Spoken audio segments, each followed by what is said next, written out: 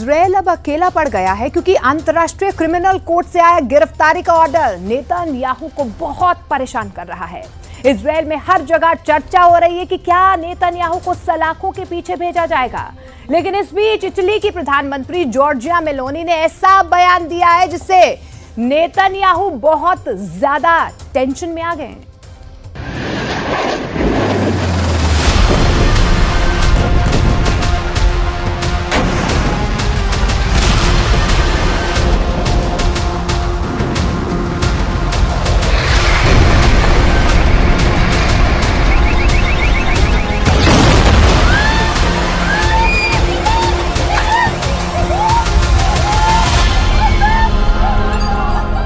Gaza की चीखें,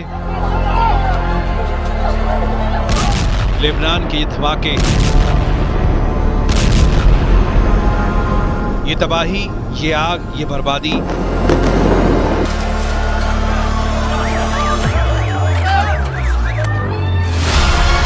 Gaza और Lebanon में दुनिया ने जितनी मौत पिछले 414 दिनों में देखी है, सबका हिसाब इंटरनेशनल कोर्ट ने करना शुरू कर दिया है।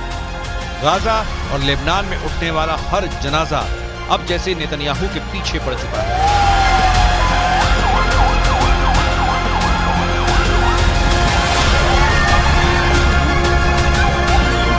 जिस इंटरनेशनल कोर्ट ने 2023 में पुतिन के खिलाफ गिरफ्तारी का वारंट जारी किया, अब उसी अदालत ने 2024 में नेतन्याहू के खिलाफ गिरफ्तारी का ऑर्डर जारी कर दिया है। पुतिन की गिरफ्तारी की मांग यूरोप और अमेरिका समेत नेटो के देशों ने की, लेकिन नेतन्याहू के वारंट पर अमेरिका और नेटो के कई देश बैकफुट पर चले गए हैं। इसकी वजह है गाजा में 44,000 लोगों की मौत, लेबनान में 3,500 से ज्यादा लोगों की मौत जो इजराइल की बमबारी में मारे गए हैं।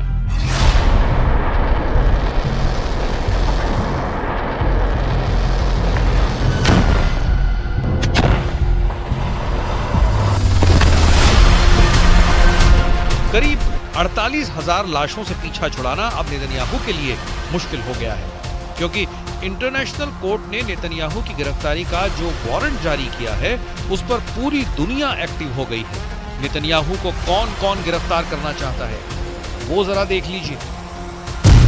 इटली की प्रधानमंत्री जॉर्जिया मेलोनी ने कहा है कि नेतन्याहू इटली आए तो इंटरनेशनल कोर्ट के आदेश को मानते हुए नेतन्याहू को सलाखों के पीछे कर दिया जाएगा।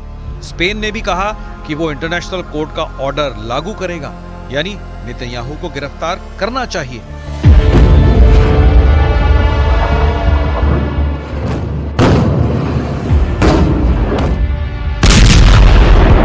गाजा को लेकर इटली और स्पेन से इजराइल को लगातार झटके मिलते रहे हैं। दोनों ही देश फिलिस्तीन पर ऐसी नीति रखते हैं जो नेतन्याहू और इजराइल दोनों के गुस्से को बार बार भड़काती है।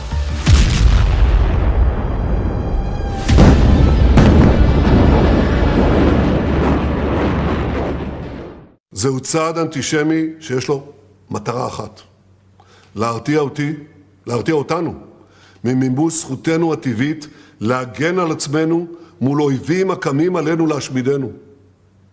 מאשימים את מדינת ישראל ברצח עם, בשעה שאנחנו פועלים להגן על עצמנו מאויב שמנסה לבצע בנו רצח. नेतन्याहू ने कहा कि आईसीसी यानी इंटरनेशनल क्रिमिनल कोर्ट संवैधानिक तौर पर चुने गए एक प्रधानमंत्री पर गलत आरोप लगा रही है, जबकि इजराइल की पूरी कोशिश है कि गाजा और लेबनान में आम लोगों को टारगेट न किया जाए। लेकिन करीब 48,000 लोगों की मौत की लिस्ट दुनिया की सबसे बड़ी अदालत के पास है।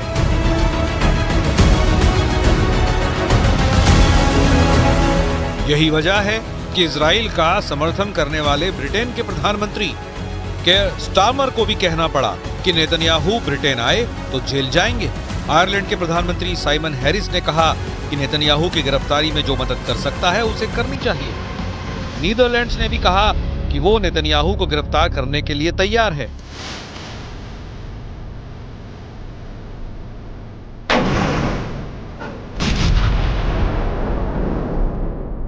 आयरलैंड, नॉर्वे और स्पेन तो फिलिस्तीन को एक अलग देश के रूप में मान्यता भी दे चुके हैं और गाजा में जो तबाही दुनिया ने देखी है उसको लगातार रोकने की मांग करते रहे हैं।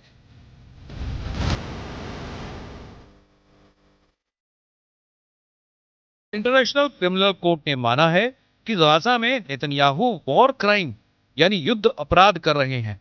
वो मानवता के खिलाफ अपराध कर रहे हैं और हमास को मिटाने की आड़ में इजराइल की सेना निर्दोषों का कत्ल कर रही है।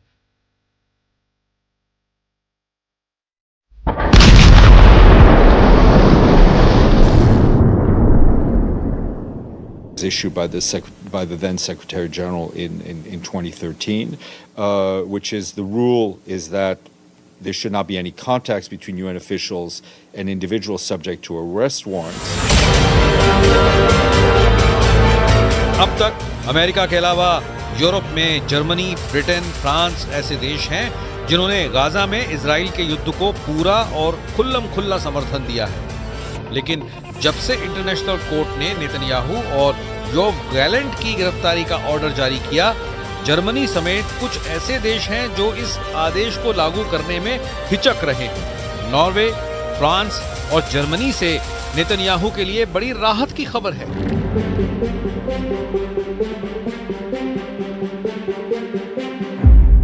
नॉर्वे, फ्रांस और जर्मनी तीनों ने कहा कि वो इंटरनेशनल क्रिमिनल कोर्ट के आदेश की इज्जत करते हैं, लेकिन नेतन्याहू को गिरफ्तार करेंगे इस पर उन्होंने कोई गारंटी नहीं दी। Ich könnte mich dazu hinreißen lassen zu sagen, dass es mir schwerfällt, mir vorzustellen, dass wir auf dieser Grundlage Verhaftungen in Deutschland durchführen. लेकिन हंगरी ने कहा कि नेतन्याहू का उनके देश में स्वागत है। हंगरी के प्रधानमंत्री विक्टर ओर्बन ने जो कहा है, उसने नेतन्याहू का सीना गर्व से फुला दिया है। हंगरी के प्रधानमंत्री विक्टर ओर्बन ने कहा कि वो इंटरनेशनल क्रिमिनल कोर्ट के फैसले को अपने देश में तो लागू नहीं करेंगे। विक्टर ओर्बन ने कहा कि वो बेन्यामिन नेतन्याहू को हंगरी की दावत देते हैं। हंगरी में उनकी गिरफ्तारी के ऑर्डर को लागू नहीं किया जाएगा। Helytelen, a nemzetközi jog gyakorlatilag teljes lejáratását eredményezi, de ráadásul még olaj is lehet a tűzre. Tehát itt nincsen más választás, hanem szembe kell szegülni ezzel a döntéssel.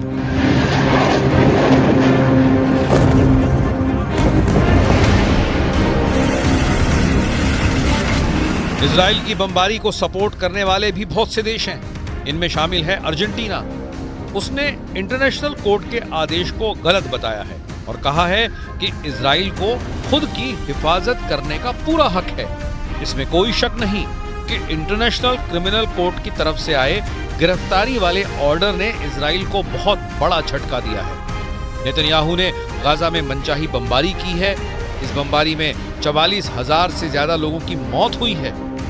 इनमें करीब 18,000 तो बच्चे थे। ऐसे में जब इंटरनेशनल कोर्ट में केस चला तो नेतन्याहू और गैलेंट ने खुद को ऐसे आदेश के आगे घिरा हुआ पाया, जिस पर खुद यूरोप के देश बटे हुए नजर आ रहे हैं।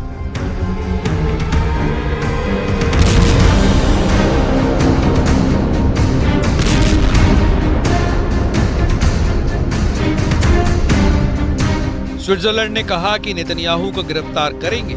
फिनलैंड भी नेतन्याहू को सलाखों के पीछे देखना चाहता है। पुर्तगाल भी नेतन्याहू को गिरफ्तार करने के पक्ष में है।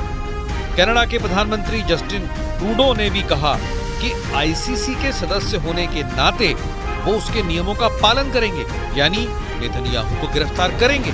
将支持国际社会在巴勒斯坦问题上任何有助于实现公平正义、维护国际法权威的努力。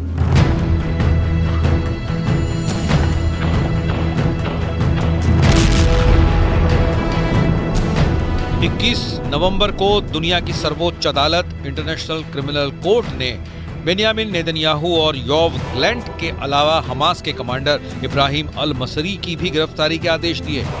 इब्राहिम अल मसरी को मोहम्मद दाइफ के नाम से भी जाना जाता है और उसके गाजा में मारे जाने की कई बार खबर भी आ चुकी है।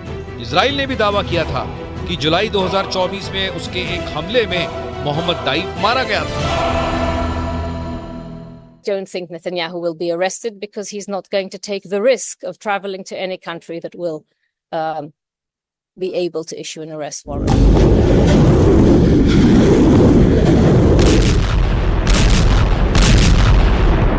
इस वक्त एक तरफ दुनिया गाजा और लेबनान की बमबारी देख रही है, तो दूसरी तरफ पूरी दुनिया की नजर बेंयामिन नेतन्याहू और उनके पूर्व रक्षा मंत्री योव गैलेंट पर है।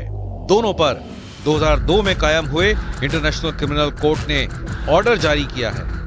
ये अदालत दुनिया भर में वॉर क्राइम, नरसंहार और मानवता के खिलाफ अपराधों की जांच करती है। इंटरनेशनल क्रिमिनल कोर्ट के 124 देश सदस्य हैं, जहां पर अगर नेतन्याहू या गैलेंट गए तो उनको गिरफ्तार किया जा सकता है।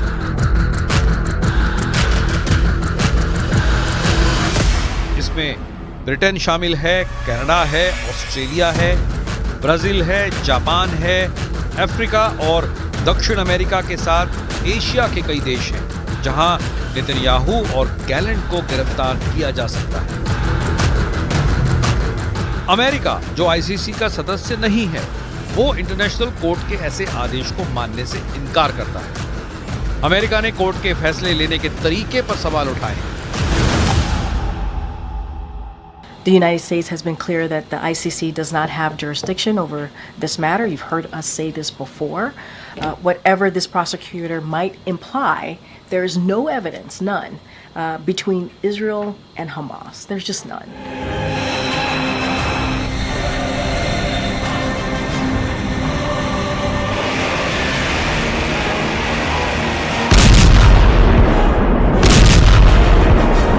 गाजा और लेबनान पर जितने बम गिरे हैं उसका एक एक हिसाब रखा गया है।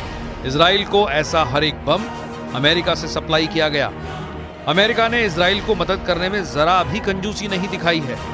यूरोप, खासकर जर्मनी और ब्रिटेन से भी हथियारों वाली मदद मिलती रही है।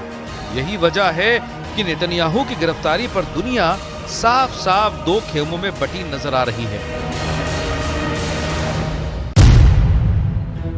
एक तरफ गिरफ्तारी का समर्थन करने वालों में है Britain, Ireland, Italy, France, Netherlands, Sweden, Switzerland, तुर्की और कनाडा, और साथ में यूरोपियन यूनियन है।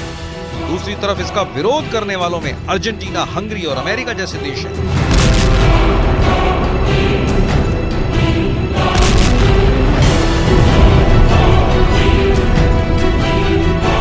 अमेरिका और जर्मनी समेत कई देश हैं जो इस वक्त आईसीसी के आदेश को लेकर एक्सपोज हो रहे हैं। ये नेतन्याहू की गिरफ्तारी का विरोध तो कर रहे हैं, लेकिन जब आईसीसी ने मार्च 2023 में पुतिन के खिलाफ अरेस्ट वारंट जारी किया था, तब उन्होंने पुतिन को यूक्रेन में वॉर क्राइम का जिम्मेदार ठहराते हुए उनकी गिरफ्तारी की मांग की थी।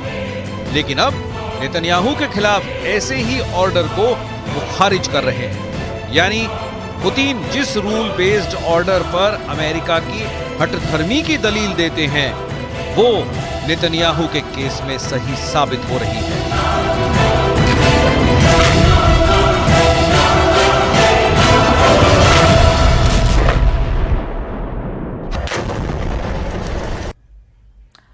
रूस और यूक्रेन युद्ध के बीच उत्तर कोरिया के supreme leader Kim Jong Un ने अमेरिका को तबाह करने का ऐलान कर दिया है। किम ने प्योंगयांग में जंगी जहाजों की आसमानी परेड करवाई है और वॉर रिहर्सल में किम ने थर्मो न्यूक्लियर बम का ट्रेलर भी दिखाया।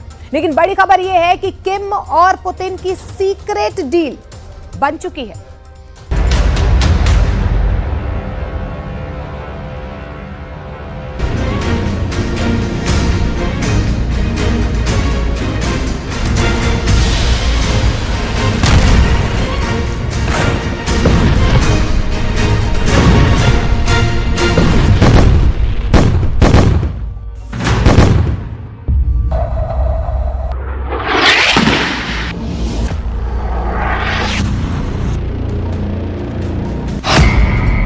किम जोंग उन करेंगे थर्मोन्यूक्लियर धमाका।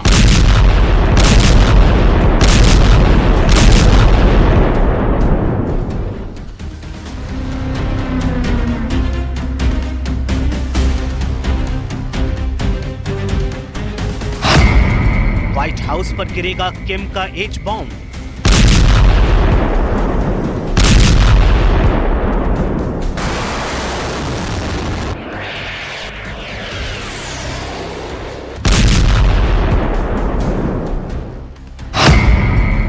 पुतिन का कट्टर यार कराएगा एटमी वॉर। Военный расчет, получен приказ.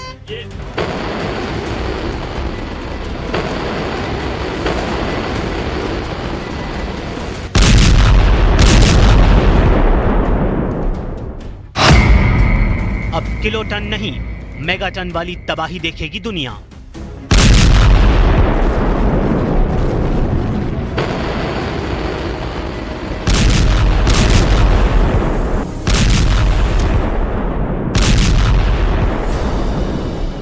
ये है किम जोंग उन का नया स्टाइल, नया हथियार, नई धमकी।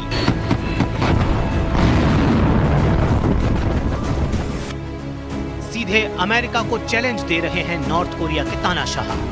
किम जोंग उन ने ऐसी मिसाइल का पावरफुल शो रिलीज किया जिसका कोई तोड़ नहीं।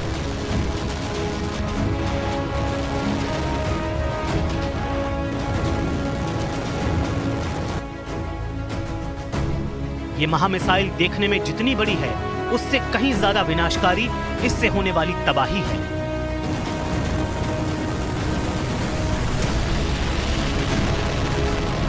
किम जोंग उनके जंगी ट्रेलर का लाइव प्रसारण पेंटागन में देखा गया। पेंटागन चीफ ऑस्टिन लॉयड ने किम की जंगी तैयारी पर बड़ा बयान दिया है।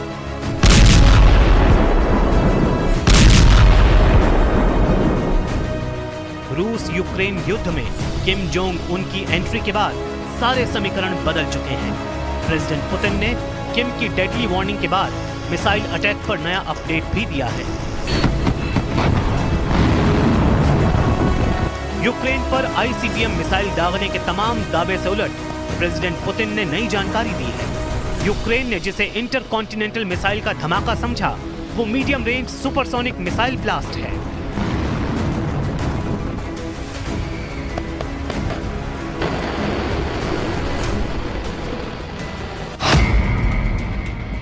निप्रो में फटी पुतिन की मिसाइल का नाम ऑरेशनिक है। 13,000 किलोमीटर प्रति घंटे की रफ्तार से महज 15 मिनट के भीतर यूक्रेन में गिरी पुतिन की मिसाइल की सारी जानकारी दुनिया से साझा कर दी गई है, जिसमें दावा किया गया है कि ऑरेशनिक का ये सिर्फ रिहर्सल किया गया है, जिसमें सिर्फ 6 वॉरहेड फिट किए गए थे। रूस की असली मार तो अब शुरू होगी। पुतिन ने मध्यम दूरी तक मार करने वाली ऑरेशनिक मिसाइलों का पूरा जखीरा वॉर जोन में लाने का ऐलान किया है, वो भी कैमरे के सामने। क्रेमलिन में टॉप आर्मी ऑफिशियल के साथ बैठक में प्रेसिडेंट पुतिन ने यूक्रेन, नेटो और अमेरिका से आर पार की जंग का ऐलान कर दिया है। क्रेमलिन से पुतिन ने धमकी दी है तो प्योंगयांग से पुतिन के सबसे जिगरी पार्टनर किम जोंग उन ने ऐसे हथियार की नुमाइश कर अमेरिका पर हमले की वार्निंग दी है, जिसे इस्तेमाल करने की जुर्रत आज तक कोई नहीं जुटा पाया है। प्योंगयांग में युद्ध की कैसी तैयारी है वो देखिए।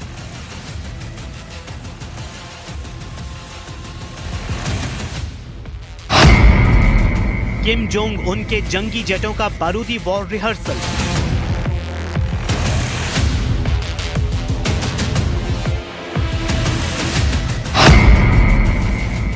सुपर पावर को नई इंटरकॉन्टिनेंटल मिसाइल से डराते किम।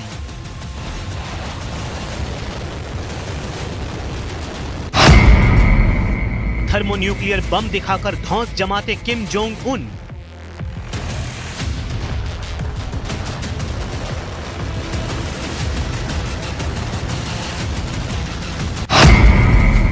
अमेरिका से टकराने से पहले हथियार चेक करते किम।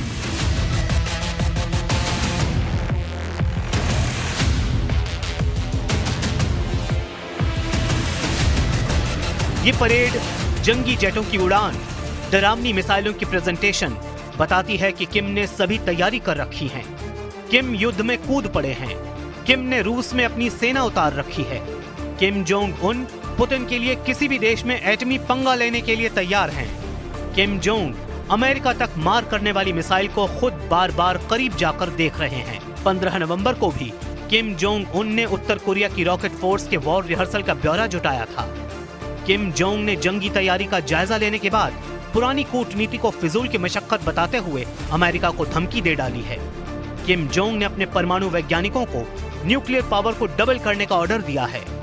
किम जोंग ने एशिया महाद्वीप में अमेरिका की गुटबाजी को भी धुआं करने की धमकी दी है। वहीं किम की धमकी के बाद अमेरिका ने आशंका जताई है कि अब उत्तर कोरिया के खूंखार लड़ाके यूक्रेन में कोहराम मचाने वॉर फ्रंट पर आ सकते हैं। अमेरिकी रक्षा मंत्री ऑस्टिन लॉयड ने दावा किया है कि किम के 10,000 सैनिक यूक्रेन में भीषण खून खराबा कर सकते हैं।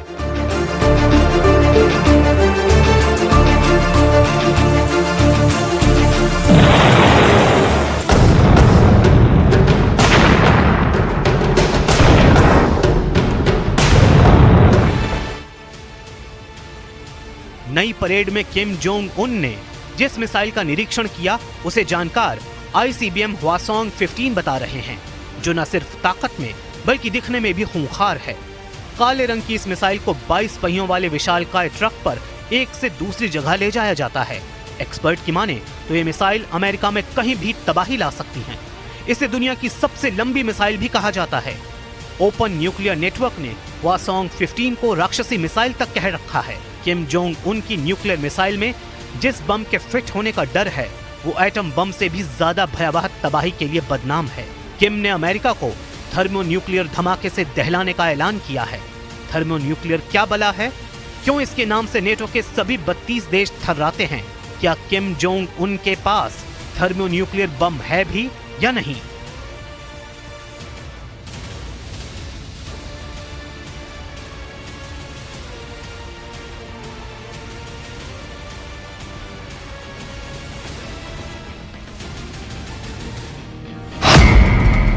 सितंबर 2017 को उत्तर कोरिया ने सबसे बड़ा परमाणु परीक्षण करने का दावा किया था। किम जोंग उन ने तब हाइड्रोजन बम का सफल परीक्षण किया और बताया कि हाइड्रोजन बम किसी मिसाइल में भी लगाया जा सकता है। किम के हाइड्रोजन बम टेस्ट से चीन के सीमावर्ती इलाके यानबियान में तेज भूकंप महसूस किया गया था। जापान के वैज्ञानिकों के मुताबिक एच बम के धमाके से 6.3 की तीव्रता का भूकंप आया था।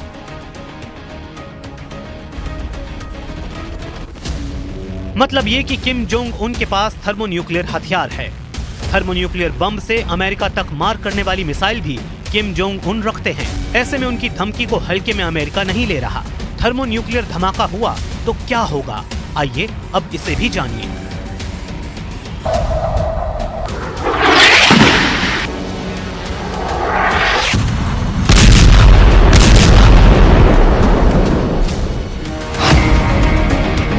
थर्मोन्यूक्लियर बम परमाणु बम की तुलना में हजारों गुना ज्यादा शक्तिशाली होता है। परमाणु बम की विस्फोटक क्षमता को किलो टन में मापा जाता है, वहीं थर्मोन्यूक्लियर बम की क्षमता मेगा टन में मापी जाती है। हाइड्रोजन बम एनरिको फर्मी ने बनाया था। हाइड्रोजन बम में ड्यूटेरियम और ट्रिटियम का इस्तेमाल किया जाता है। ये बम हाइड्रोजन आइसोटॉप्स के आपस में मिलने के सिद्धांत पर काम करता है। ये वही सिद्धांत है जो सूर्य के गर्भ में चलता है और उसकी असीम ताकत को बनाए रखता है। इसमें 3 चरणों में धमाके होते हैं जो मुख्य रिएक्टर को फटने में मदद करता है। रिएक्टर को शुरू होने के लिए 50 लाख डिग्री सेल्सियस तक की गर्मी की जरूरत होती है।